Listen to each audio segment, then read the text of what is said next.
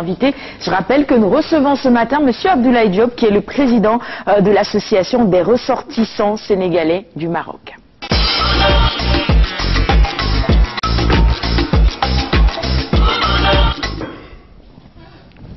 Encore une fois, merci d'avoir accepté notre invitation. On démarre le questionnaire, Nafi. Oui, c'est vrai que c'est un honneur pour nous de recevoir un Sénégalais du Maroc, tout simplement parce qu'effectivement, c'est vrai que le Maroc n'est pas très loin du Sénégal.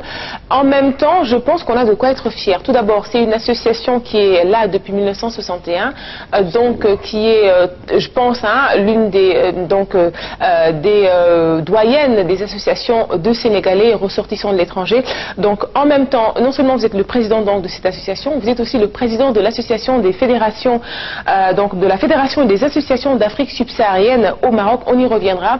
Mais la première question qu'on a envie de vous poser, c'est comment se portent les Sénégalais au Maroc? Merci beaucoup, Nafissatou. Vous savez, aujourd'hui, ce n'est plus la même immigration que nous avons au Maroc.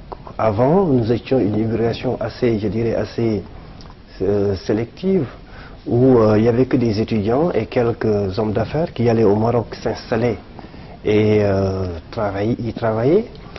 Mais depuis quelques années, depuis que la route en fait est ouverte, on a énormément de nos compatriotes qui viennent sans qualification professionnelle. Ce qui fait qu'ils sont dans l'obligation de vivre dans des zones qui sont assez compliquées à gérer, et qui font que tout le monde, en toute vérité, tout le monde n'est pas bien là où il est.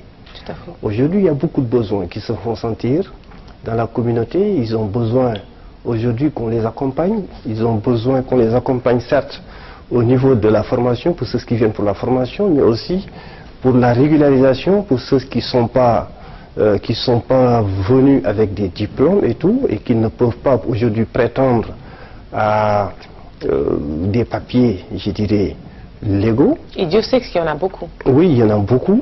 Et ça a été déjà une de notre première mission, c'était de régulariser les Sénégalais au Maroc.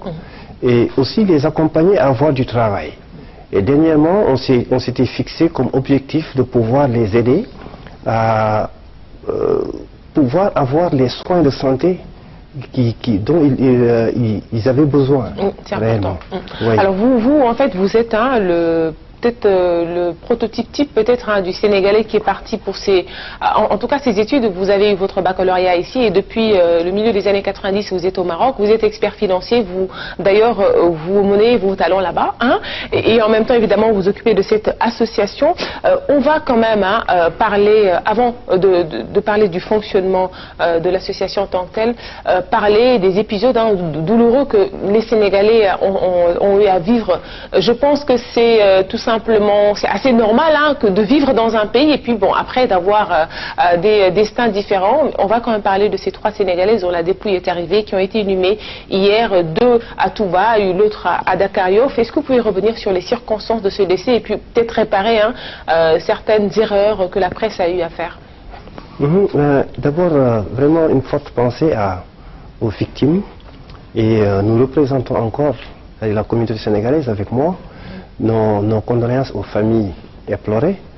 Moi, je suis venu spécialement à Dakar pour recevoir les dépouilles et les accompagner à leur dernière demeure. Et vous n'êtes pas arrivé en même temps que les dépouilles, vous êtes venu avant? Oui, je suis venu la veille en fait, je suis venu quasiment 24 heures avant, parce qu'il n'y avait pas de place dans le dernier vol, donc dans le vol qui devait amener les dépouilles, donc j'ai préféré venir avant et que l'association me représente sur place pour la levée des corps. Vous voyez, donc c'était assez douloureux, c'était très douloureux. C'est vrai que c'est pas la première fois qu'on perd des compatriotes au Maroc, mais cette fois-ci c'était assez spécial. C'était assez spécial dans la mesure où déjà le fait d'avoir deux sœurs et leur cousine qui périssent en même temps dans leur cuisine, c'était au départ, je dirais, inacceptable. Elles sont décédées dans la cuisine? Et oui, dans la cuisine, parce que c'est là-bas où elles se sont retrouvées le matin pour prendre leur petit déjeuner, et c'est là que ça s'est passé. Et après les témoignages de leur petite sœur qui est arrivée, maman, Elle était éveillée jusqu'à 4 heures du matin, donc elle était en train de lire son Coran, en train de lire ses chassidas. Et c'est après qu'elle a su que les sœurs étaient à l'intérieur de la cuisine en train de... Elle pensait qu'ils étaient là-bas pour qu'elles discutaient. Parce que chaque matin, elle se retrouvait là-bas avant d'aller au travail. Vous voyez. Et donc là, ça a duré. Et bon, elle est partie une première fois pour essayer de voir ce qui se passait, mais comme la porte n'arrivait pas à s'ouvrir, elle est retournée se coucher. C'était couché tard, je rappelle. Elle est retournée se coucher. Et c'est un ami à la famille qui, n'ayant pas vu la sœur arriver au travail, a dû appeler. Et c'est là qu'ils se sont alertés et qu'ils sont allés essayer de voir ce qui se passait dans la cuisine. Donc c'est là qu'ils se sont rendus compte de ce qui s'est passé et vraiment toute la communauté était abattue. Moi j'étais en ce moment-là à Rabat pour essayer de voir comment faire pour rapatrier un autre corps qui était là-bas avant ces 3 corps. C'est une demoiselle du nom de Binta Gaye, d'ailleurs, qui est venue juste avant ces 3 corps, qui est de Rufisque. Et là, c'était pas évident. Tous ces derniers temps, c'était assez difficile. J'imagine. Hein. Ouais. Évidemment, votre association aussi est là certainement aussi pour pallier à ça. On va aussi parler, parce qu'on c'est toujours dans la même veine, parler de cette douloureuse action qui est de rapporter des corps. On l'a vu, l'État du Sénégal, cette fois-ci, et je pense peut-être que ce n'est pas la première fois, vous nous direz, je pense, a fait des pieds et des mains pour donc financer ce rapatriement-là. Mais de manière générale, comment cela se passe-t-il ? Vous savez, bon, franchement, pour cette fois-ci, nous disons merci à l'État du Sénégal d'avoir pris en charge le rapatriement de ces corps. Ça coûte cher, j'imagine. Ça coûte cher.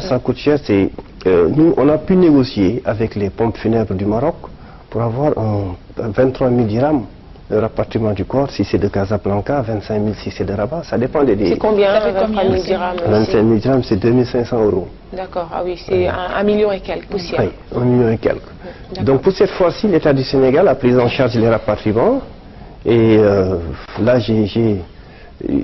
on en a profité pour faire venir aussi Binta Gaye. Binta Gaye qu'on ne parvenait pas réellement on ne parvenait pas à rassembler la somme qu'il fallait. Parce qu'il ne faut pas oublier que, en fait, cette association, c'est une association qui vit avec ses propres moyens. C'est nous-mêmes qui cotisions chaque fois lorsqu'un cas se présente à nous. Et ces derniers temps, on a eu quand même à faire venir beaucoup de corps, par l'association elle-même.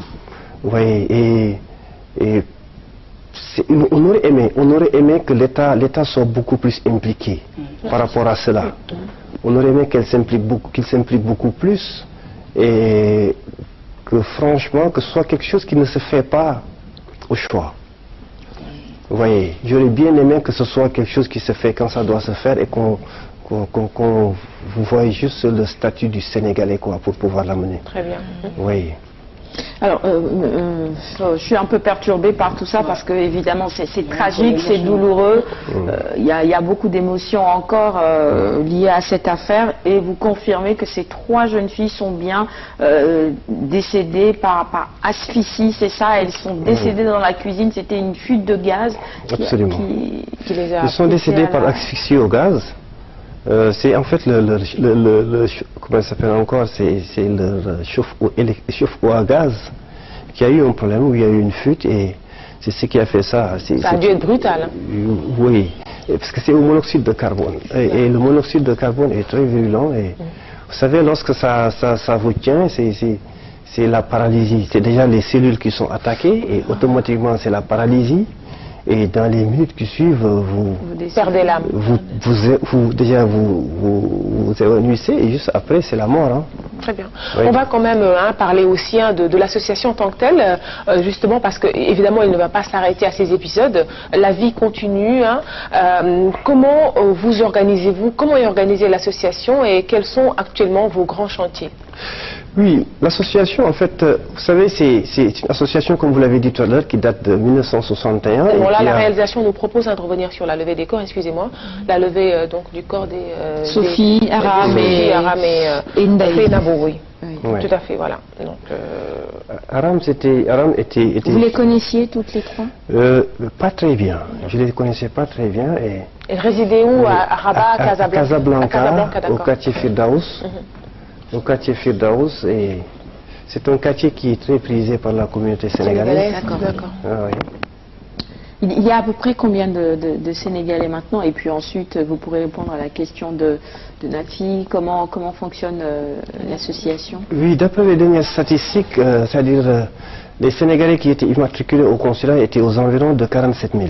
Donc 47 000, et nous savons qu'il y en a qui ne viennent pas réellement automatiquement se faire immatriculer au consulat. Il y en a qui s'arrêtent déjà aux premières villes après les frontières. Le fait qu'ils viennent souvent par la route. Et rien que dernièrement, on a dû faire certaines régions, Agadir par exemple, pour les immatriculer. Et le consulat a fait quand même toute une tournée pour pouvoir immatriculer les Sénégalais qui sont au Maroc. Oui, là, bon, pour revenir sur la question de Nafissatou, l'association, comme vous l'avez bien dit tout à l'heure, est une association qui date de 1961. Mais qui a retrouvé, en fait, qui a été érigée en association des ressortissants sénégalais et résidant au Maroc qu'en 1986. Et parrainée par le roi Mohamed VI. Oui, parrainée par le roi Mohamed VI, qui franchement ne ménage aucun effort pour que la communauté sénégalaise soit bien incluse, comment ça s'appelle, bien incluse bien intégrée, mais surtout incluse dans la communauté marocaine. Oui. En tout cas, ici, les Marocains qui sont là sont bien intégrés. Hein. Il y a même des mariages donc, entre Sénégalais le Sénégal et le Maroc. C'est de très bonnes et très longues relations. Pays frères, comme on dit. Absolument. Oui. Et c'est pour ça, des fois, lorsque les gens spéculent sur certaines choses, ça fait mal. Ça fait mal parce que nous qui sommes là-bas, moi j'y suis depuis 26 ans maintenant. Et franchement, en 26 ans, j'ai jamais eu un petit problème avec un Marocain. Mais jamais, franchement jamais. Et j'ai eu à approcher, ce qui est tout à fait normal, une bonne partie, vraiment beaucoup de Marocains. Et je pense que la pensée et la façon de faire d'un Marocain par rapport à un Sénégalais est totalement différente de comment est-ce qu'il se comporte avec d'autres nationalités. Vous voyez, au niveau des... Aujourd'hui, le regard dont nous bénéficions à travers les autorités marocaines est tout à fait particulier. Tout à fait particulier. Il nous accompagne vraiment dans tout. Dans tout. Et puis même, on avait vu un reportage tout récemment au journal télévisé qui montrait justement l'intégration des Sénégalais au Maroc. On est un peu pris par donc rattrapé par le temps. Et comme vous serez là jusqu'à la fin, on va quand même parler des Sénégalaises de manière générale parce que je sais qu'il y a eu un allègement. Il y a beaucoup d'allègements qui est fait pour leur intégration. Par exemple, on ne leur demande pas grand-chose. Jusqu'à un temps récent, justement, les femmes sénégalaises avaient cette opportunité de venir facilement s'installer au Maroc. Est-ce que c'est toujours le cas? C'est toujours le cas, et aujourd'hui, franchement, on a eu en septembre un allègement des procédures d'obtention de la carte de séjour que nous avions demandé, et que là je salue le Wali de Casablanca, M. Khalid Safir, qui nous a accompagnés, qui nous a tout facilité. C'est le pendant du gouverneur, c'est ça? Le Wali, oui, c'est le gouverneur. Le Wali, il est en même temps gouverneur de Casablanca, et qui vraiment nous accompagne, franchement, sur tout notre programme. Actuellement, on est en train de poser le projet de la mission sénégalaise au Maroc et de l'école sénégalaise, plutôt et de la maison du Sénégal au Maroc. Et c'est lui qui nous a dit, écoutez, vous me montez ce programme, moi je vous trouve le terrain. Là, actuellement, il est en train de me trouver un terrain de 5000 m² pour construire une mission du Sénégal au Maroc et une maison du Sénégal au Maroc. Tout simplement parce que l'école coûte excessivement cher au Maroc. Si vous voulez que vos enfants poursuivre des études dans certains niveaux, vous êtes obligé de payer au moins 480 000 francs CFA par mois par enfant. C'est pas évident. Ah oui. C'est cher. C'est pas évident, c'est hyper cher. Et sinon, dans les autres écoles, les matières scientifiques sont dispensées en arabe.